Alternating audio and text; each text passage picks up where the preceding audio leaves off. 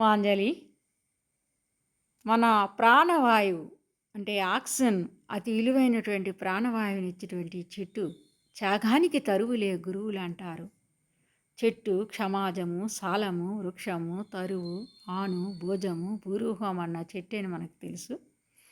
చెట్టు వల్ల అనేక ఉపయోగాలు ఉన్నాయి మనకి. చెట్ల వల్ల వర్షాలు పడతాయి, వాతావరణ కాలుష్యాన్ని అరికెడతాయి.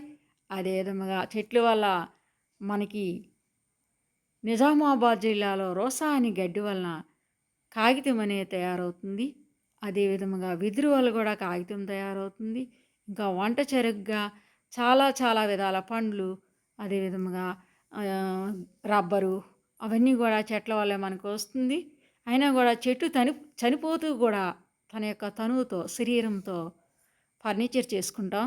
అటువంటి చెట్టు యొక్క దాతృతా మహిమని ఈ పద్యంలో వివరించబోతున్నాను.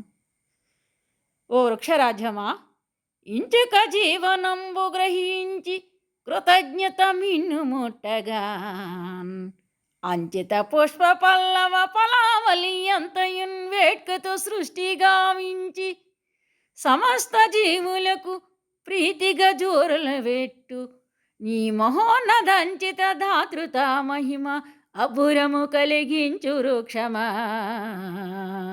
అబ్బురము కలిగించు వృక్షమా. ధన్యవాదములు.